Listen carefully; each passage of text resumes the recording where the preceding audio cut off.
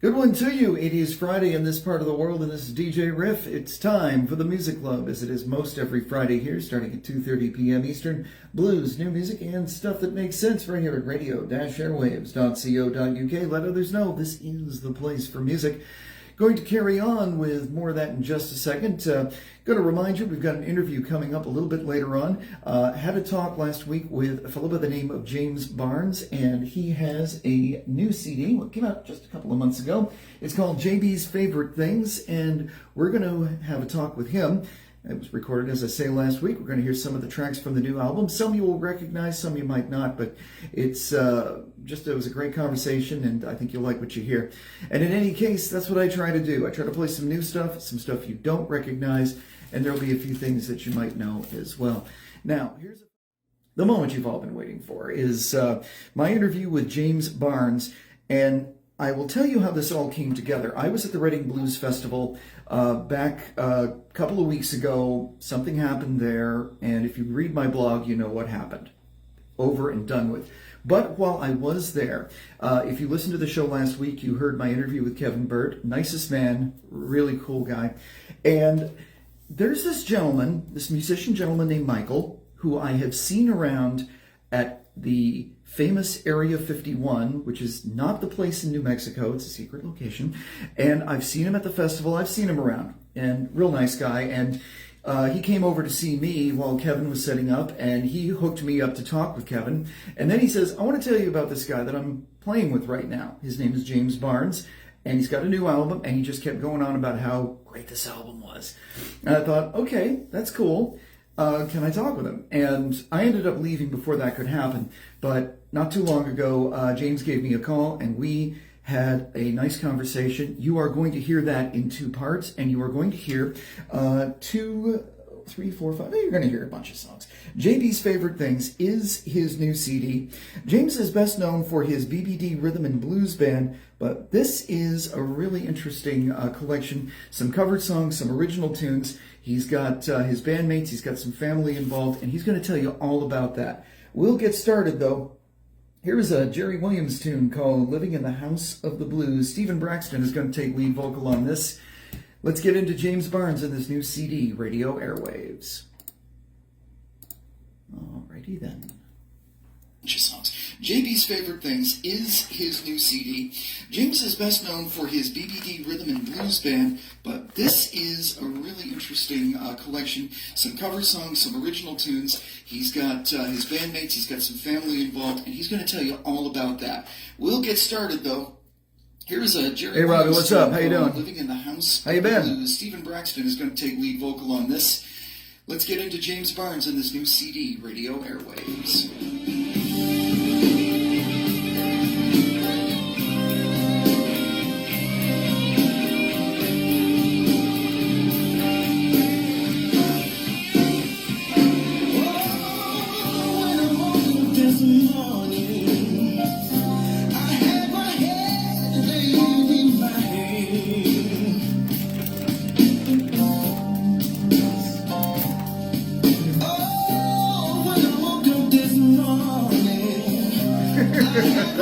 Yes, somebody else is saying, why is Johnny Winter not in the Rock and Roll Hall of Fame? You're goddamn right.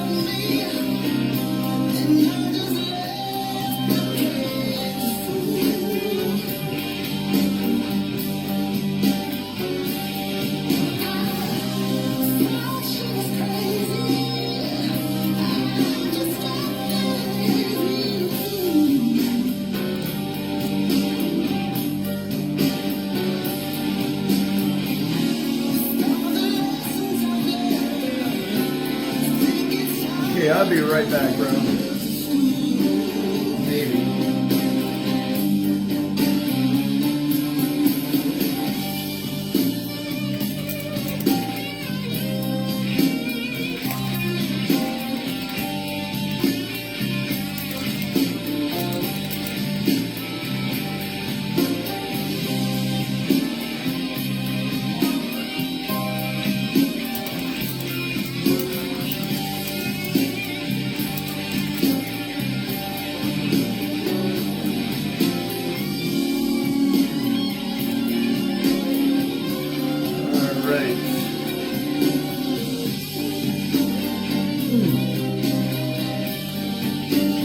I love it.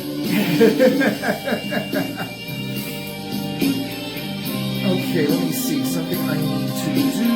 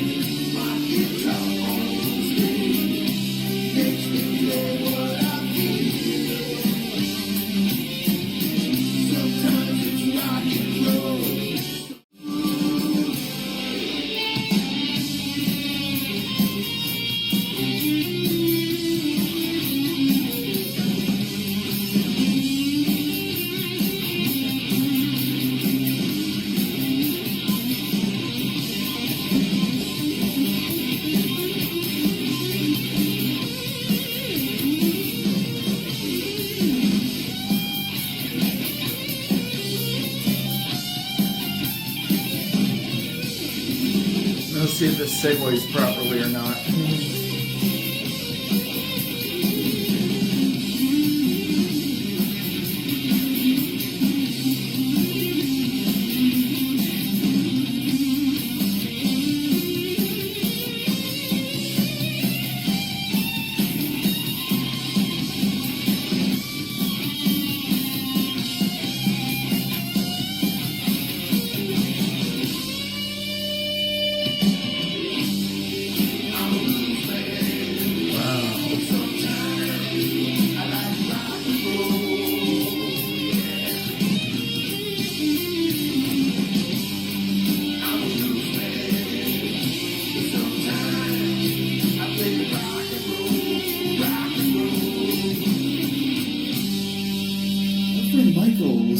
Tipped me to you at the Reading Blues. So that's my buddy. Yeah.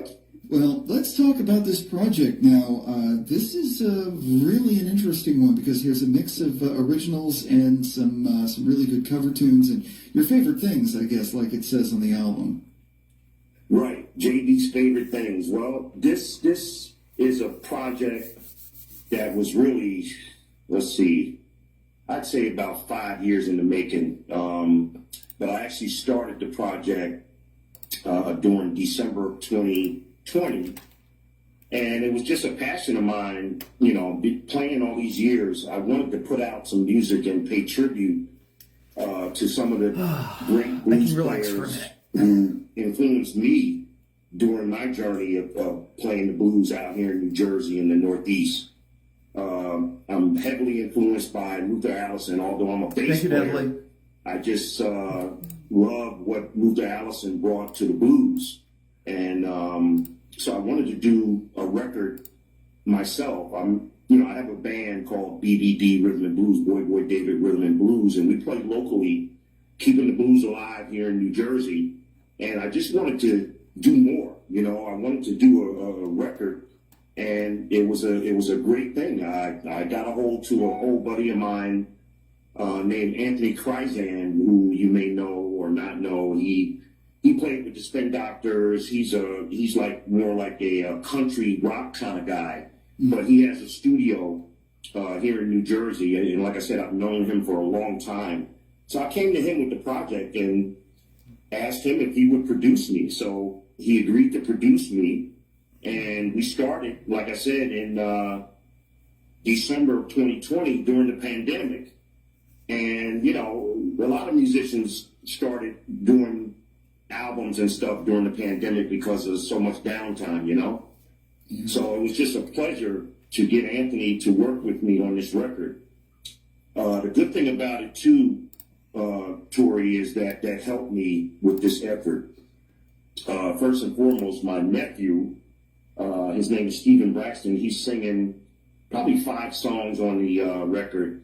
He's on the first 3 records, and he's actually a R&B singer by want and trade. And I came to him when I was thinking about doing this project. I came to him and I said, I was thinking to myself first. I said, wow, I need a lead singer that will take no prisoners, you know. So I thought of him, and I went to him and I said, Stephen, I know you're doing R&B for the most part, but I said R&B is joined at the hip to blues. Did you know that?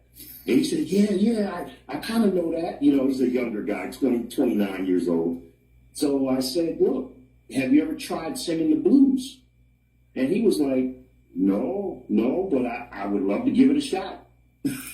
And voila, the first 3 songs you can hear, he did a damn good job on that. He did a great job on Old Love, the Robert Cray tune. That was excellent. Yes, for sure. Well, it doesn't sound like he's too far off from the blues by listening to him. So no, that's right. That's right. The blues is in all of us. You know, if we've been through some things, surely if you live in this life, you're going to go through some things. And you know, when you're doing blues, you're singing or you're playing from the heart. You know what I'm saying, Tori? Right. And that's really what it is. And it's another thing of everybody's got a right to it and everybody's got a feeling for it. And it's different for each person. But I have to ask about looking at your history, listening to this album and looking at the history that you have. Yes, sir. One of the things that was really cool to me was how you talked about Luther Allison. There's a huge foundation right there in himself, and you list an awful lot of influences from blues, but also R&B, the rock world, and so forth. And of course, you're in New Jersey, so we think of certain people when we think of Jersey. Right. Yeah, I mean, I'm from New Jersey, but the real truth of that is I ended in New Jersey by happenstance, as they say. My family is originally from Port Gibson, Mississippi, on my father's side, and I have three siblings besides myself. I'm the youngest, and way back when in the 1950s, my father, and this was before I came along, my father decided to leave Mississippi, like a lot of the black men were doing, leaving the South to head east and north to kind of seek a better life. Right. And that's kind of what my father did. His name was Jerry Barnes Sr., and he decided to move his family to Cleveland, Ohio. And that's what he did during the 1950s. He got a job with Republic Steel, and he was doing good for his family. And then I came along in the late 50s, 1959 to be exact. And then, unfortunately, a few years later, my father got killed out there in Cleveland, Ohio. And that was kind of like, I was a youngster when that happened, but that was just the end of my world of knowing my dad. But what brought me to New Jersey, it's a great story. My mother remarried, and the man she remarried was from Newark, New Jersey. And that's how I ended up here in New Jersey. Something how things happen. And musically all along there, I mean, I've always said this, that the things that people are influenced by, they're influenced by their parents, and it's not just by their parents, but it's what they read, what they listen to for music, what they watch on TV and stuff like that. And God rest her soul, she died in 1990. She was an evangelist singing in the church, and I was front and center as a youngster all the way up until I could say, I'm not going anymore. Right. But I'm glad I was there, because that gospel music that she was singing every Sunday and sometimes on Wednesdays really gave me a foundation. And also, my stepfather was into jazz, so he would always play jazz around the house. So I had a family who really exposed me to some great music, jazz, gospel. And then as I grew up, I picked up the bass and just wanted to learn. I felt as though jazz was good. I never was a great jazz player, and not saying that, playing the blues is lower than jazz. It's not. It's just a different feel. Yep.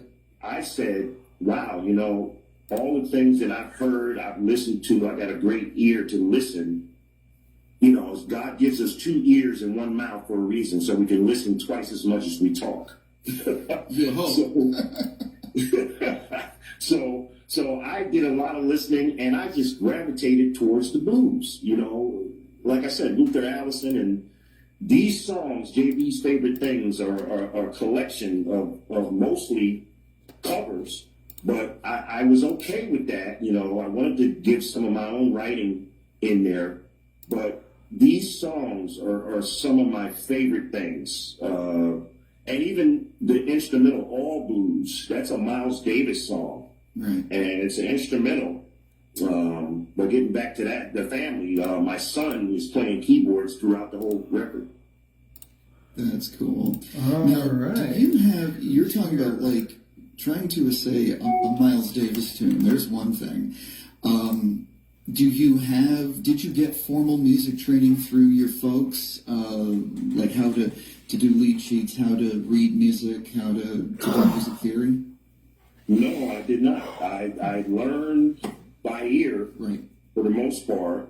And when I was in high school, and I wish to God I had listened to him, one of my teachers introduced me to the band leader, I picked up the bass when I was in high school. And he really wanted to teach me theory. And, I got into sex, drugs, and rock and roll in high school. So I missed the boat on really learning the technical aspect of, reading charts, but I can read scales, chords, and stuff like that. And I play mostly by ear, but that was about all the training I ever really received, other than a couple of people that know more than me showing, hey, James, let me show you something, and all of that throughout the years. So that's kind of how I picked it up. But with my son, that he take it seriously and go to school, and he really wanted to. So he ended up going to Berklee College of Music and graduated from there. So he kind of came back and taught me some things. Matter of fact, the all blues song on the record, he taught me that song many years ago. And then I said, well, you know what? That's one of my favorite things, so let's put it on the record. Well, I lived in Boston for 10 years, and I had a girlfriend and I had a bunch of friends who went to Emerson College, and that's right up the street from Berklee. And then I ended up doing theater with a person whose father taught at Berklee. So I was in touch with, in and out with a whole lot of people who went there or hung around in that circle. And yeah, I never learned how to play music the proper way either. I never learned how to write it. I'm the same as you. I can figure chords and I play by ear, kind of. But these folks were on a whole nother level, and they would just take it to a technical level. So much respect to anybody that can get through that and get taught by like James Carter and like John Finn and people like that. If you can get through that and pass, I have nothing but respect for you. For sure. He graduated in 2013. He graduated on time, and he got in there on a partial classical music scholarship. I mean, he started playing at the age of 8. Wow. What was special about him, we saw this. He was special because his teacher was teaching him classical music. I mean, like Beethoven songs and stuff like that. Right. He would memorize the sheet music and then just play it from his head. Oh, God. Now, that was just amazing. And when he did the audition, he got accepted for like 4 different colleges. When he did the audition at Berklee, and he came in there playing Mozart and Beethoven and not even looking at the sheet music, they were like, dude, you're in. You're in. That's amazing. Now, tell me a little bit more here about the other folks in this band, and like what's your traveling, your touring like right now? Well, we're playing locally. The BBD Rhythm and Blues Band is the local band that I work with. Gentleman named Tommy Dowd. He's got actually a heavy metal background. He's the drummer. Okay. He has a heavy metal background. He also plays drums. He plays on 5 songs on this record. Man, I play with him locally here in New Jersey. I've known Tommy for maybe 30, 40 years. And so he's my main drummer that I use, that we play together for quite some time. I play with a gentleman named Modine. His name is James Wynn, but he goes by Modine. And he's a player that's been around the South Jersey area. So we do local clubs here in New Jersey, some Eastern Pennsylvania, and we've been to New York a couple of times, but for the most part, New Jersey. So we do a Sunday blues brunch every single Sunday just about, and it's just such a great time, but those 2 guys I play with mostly. And then the people on the record other than them, well, Modine's not really on the record, but Anthony, like I said, Anthony Kryzan, I've known him for a long time, so he produced the record. Then I had Tommy's daughter, her name is Haley Dowd. She sings a song. She sings the great Beatles song, "Oh Darling." Mm-hmm. And if you got a chance to listen to that, she really did a great job on that. Yeah. So, yeah, the album was a collaboration, but the band itself I'm using locally is called BBD Rhythm and Blues. Radio Airwaves.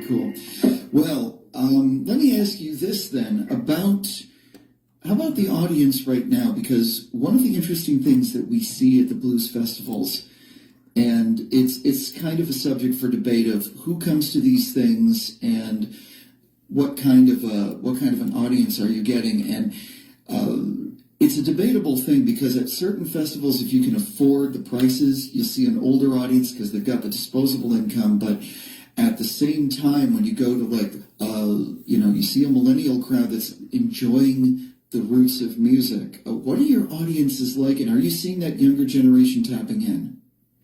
I'm seeing a little bit of both, but mostly the older folks, and because they have the ear and they know where this music comes from. So I see the older folks. It depends on what the venue is. Like if we do like a Sunday blues brunch, it's a mixture of young people and older people. But if we do more like a club scene, it's mostly older people here, Tori, about, wow, I didn't know this place had blues. And I tell people, well, here, take my card, follow us. And that's what I feel is part of my calling, is to help keep this music alive. And people really appreciate it. Like being at the Reading Blues Festival, I've been there every year. They've had it. And it's just a great thing. It's a lot of the older people, I noticed, but our job is to get the millennials in there on it as well. And that's kind of why I wanted to put the millennials kind of out front on the record. Let people see that, hey, these are young people playing the blues. Right. And, there is a younger crowd that is bringing it in their own way. People like Selwyn Birchwood are really making a stamp of it on their own way. King Solomon. Yes, King Solomon Hicks is another one. I've interviewed Samantha. She's amazing. She's amazing. And there's this... What I see with her is just this incredible growth as an artist. I've had some people kind of give the hairy eyeball to some of her stuff recently, and I said, hey, she's delving into acoustic music. She's delving into producing her new album with Jesse Dayton. I mean, I admit that's a little bit more of a rock album to me, but that's just my opinion and my feeling, but it doesn't take away from the quality of the music. And what I see in her is something I really enjoy seeing in other people. I see it in Kingfish as well. Growth as an artist, growth as a musician. Yes. And how about Kingfish? Wow. Yeah. Yeah, and I mean, he grew up right in the middle of it, and, and yet at the same time, you see him just stretching out and playing different things you wouldn't normally imagine. And I love seeing that, and I love hearing it, because that when he does a version of Purple Rain, when I first heard it, I was like, oh my God. Right. And what I kind of like, when I heard that version, I was like, wow, this gentleman, Kingfish, he's what is he, 24 years old? I said, he's just amazing. And then I felt really good because he does a version of Empty Promises, which I also did on the record. And Empty Promises was written by a gentleman named Michael Burks, who we lost a few years back. Yes. And, it's just good to see someone like Kingfish help keep that music alive. Michael Burks is no longer with us, but his blues is still with us, if we keep it alive. So that's a great thing. That's cool. Well, last question for you. For anybody that has never seen you perform, never seen your band perform, and they come into a place like a brunch or a show for the first time, what are they going to get? They're going to get some down home blues. They're going to get some feeling. They're going to get some interaction by me and the band members to reach out and touch them. We give our heart and soul into every performance. I don't care if it's 10 people or 1,000 people at that venue.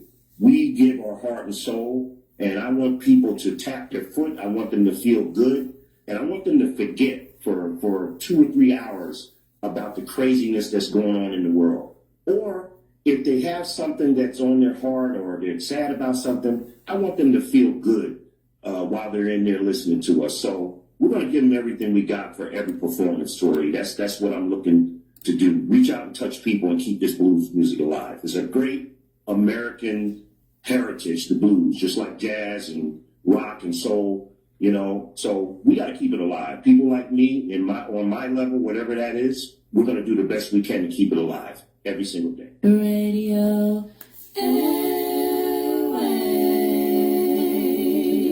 Yo, man, I've been wanting to make this record for years, bro.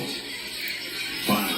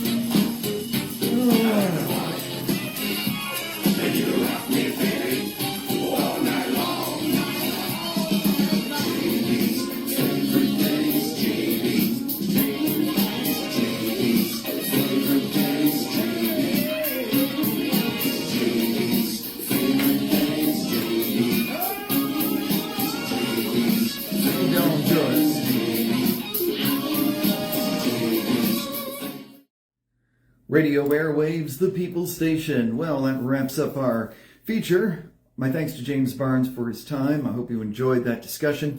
Getting to hear some of the music of JB's favorite things. That's CD available on bbdrhythmandblues.com and elsewhere.